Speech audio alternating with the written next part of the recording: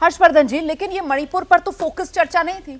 ये तो अविश्वास प्रस्ताव विपक्ष की तरफ से लाया गया था सरकार के खिलाफ, और ये तो अविश्वास प्रस्ताव पर जवाब देने के लिए प्रधानमंत्री सदन में आए थे। ऐसे में विपक्ष की तरफ से ये एक जो नैरेटिव खड़ा किया जा रहा है, आज राहुल गांधी भी आए प्रेस कॉन्फ्रेंस करने के लिए कि साहब मजाक बना रहे थे, हंस रहे थे, मुस्कुरा रहे थे, गंभीरता नहीं थी। ये कहां तक आपको वैलिड पॉइंट लग रहा है?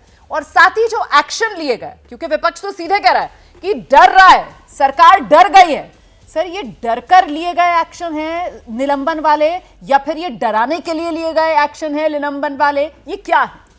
नहीं, देखिए, मैंने पहली बार जो कहा कि अधीर रंजन चौधरी का निलंबन मुझे लगता है कि नहीं होना चाहिए था, ये गलत हुआ है और अति उत्साह में लिया गया निर्णय है। लेकिन संजय सिंह और राघव चड्ढा का निलंबन बिल्कुल दुरुस्त है और संसद के विशेषाधिकार के पीछे नहीं छिप सकते। लेकिन अभी अभी मणिपुर में जब हम पूरी बात करते हैं, वहां जो कुछ हो रहा है वो शर्मसार करने वाला है। लेकिन यह भी सच है कि मणिपुर की घटना पर काबू भी पाया गया। मणिपुर में जो कुछ हुआ है उससे ठीक पहले बीरेन सिंह, जो जिस राज्य में 90% मतदान हुआ है, मुझे लगता है कि ध्यान में रखना चाहिए। और नरेंद्र मोदी के कार्यकाल में एक भी सरकार बर्खास्त नहीं हुई है, एक भी मुख्यमंत्री हटाया नहीं गया है, राष्ट्रपति शासन नहीं लगा। जिस पश्चिम बंगाल से पश्चिम बंगाल विधानसभा चुनाव के बाद लोगों को असम जाना पड़ गया था, वहां भी सरकार ने मुख्यमंत्री नहीं हटाया, राष्ट्रपति शासन नहीं लगाया। और यहां डीजीपी के लिए वहां जो उनके जो सिक्योरिटी एडवाइजर हैं वो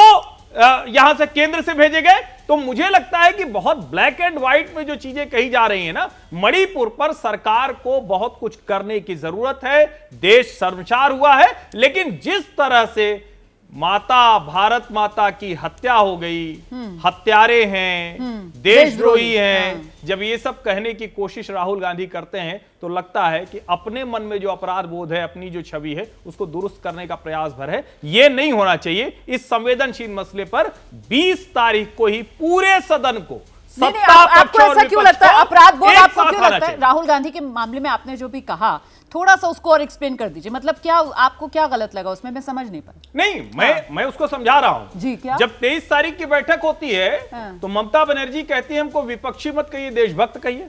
राहुल गांधी का जो विदेश में जब वो गए थे, उनका जो जगह जगह जो उनकी स्पीचेज हुई, उसमें वो कहते हैं कि यहां लोकतंत्र बड़ा खतरे में है, अमेरिका और यूरोपीय यूनियन के देश बेखबर हैं, ऑब्लिवियस, बेखबर हैं।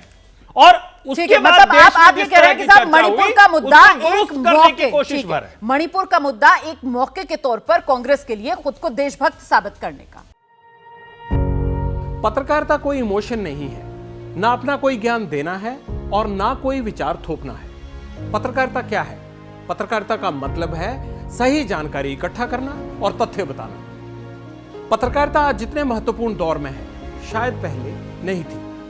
इस दौर से निकलने के लिए सिर्फ सच दिखाने की जरूरत है, वो सच जो आपके हित को आगे रखे। इसलिए अब रात 9 बजे प्राइम टाइम नहीं होगा, ये आपका टाइम है।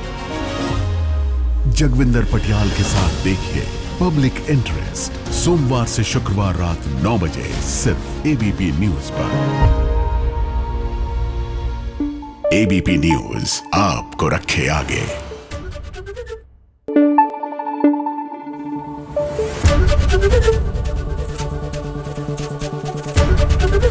एबीपी न्यूज आपको रखे आगे।